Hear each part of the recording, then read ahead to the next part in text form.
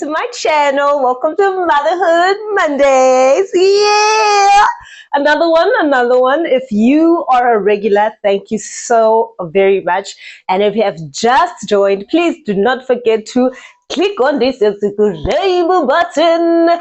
I go by the name of Khomuto Mutori, aka Miss Cheeks, baby, and welcome to it, man. Welcome to yet another Motherhood Monday video. Today, I'm talking about co-parenting and building boundaries, or rather making boundaries. Whatever you want to call it, that's what we're discussing today. So what is co-parenting?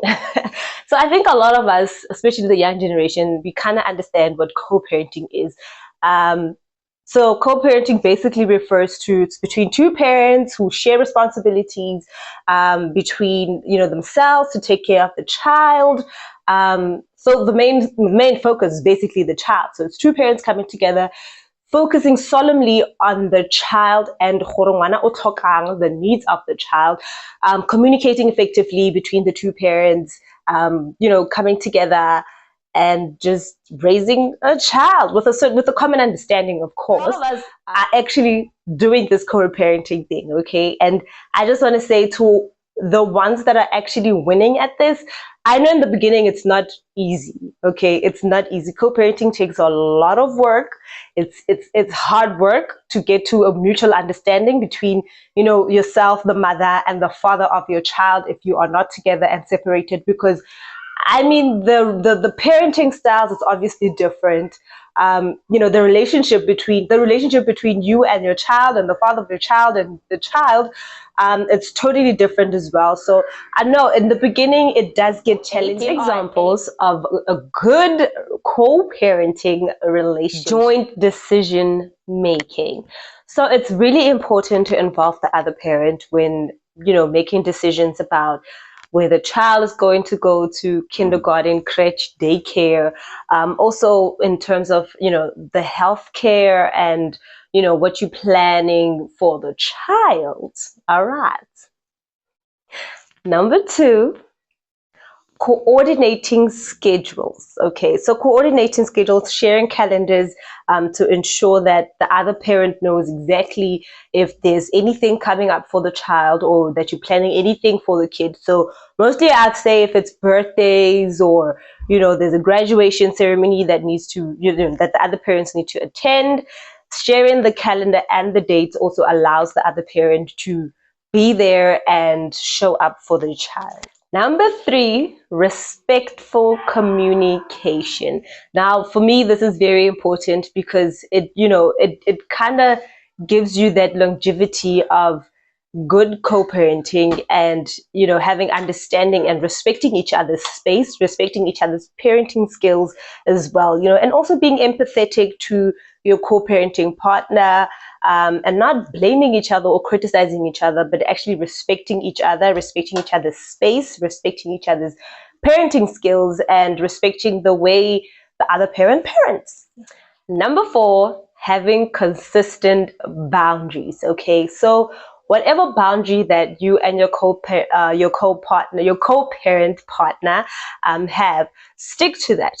Always stick to the boundaries because it doesn't complicate a lot of things. Stick to knowing that, okay, this is my boundary, and also know where your boundaries are with your co-parent partner, and make it clear as well to your co-parenting partner that this is where your boundaries are, because a lot of the times people tend to just step over the line, and because a lot of people, I guess, or a lot of co-parenting partners have this idea of, maybe we might get back together, maybe we might work things out.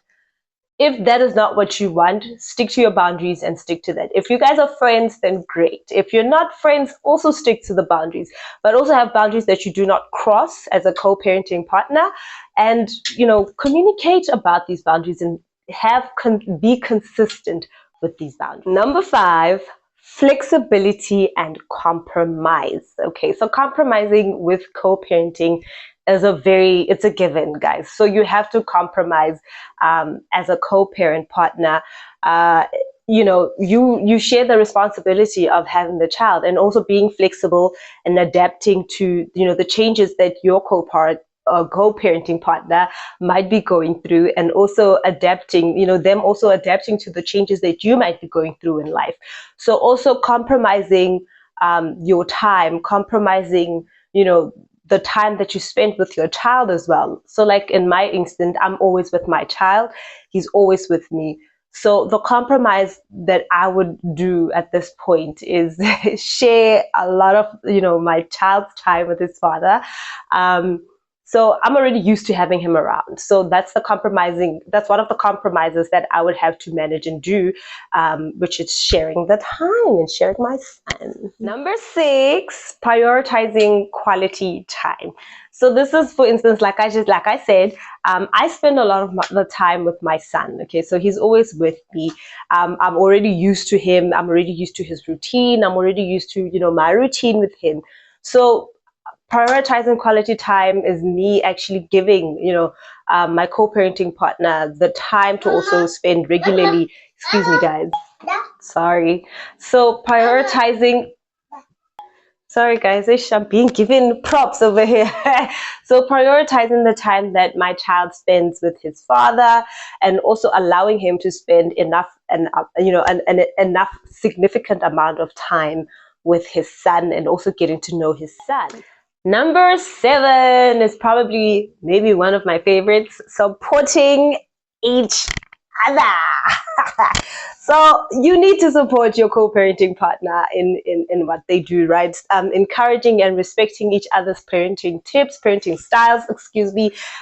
So supporting, the rules that one make, and the way they decide to raise the child, and the way you decide to raise the child. So respecting each other in the space of parenting, and how you guys communicate with each other as well. So supporting each other, man. I mean, raising a child does not come with a manual. Nobody tells you, okay, the child doesn't come and say, okay, this is what you need to do. Step number 1, step number 2, step number 3. You really actually learn as you go, because every child is different.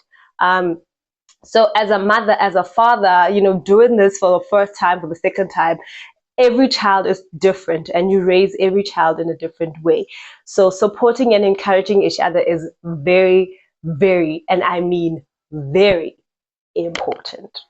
And number 8, communicate. Oh, my bad. Co-parenting plans. Okay, so this is communication protocols.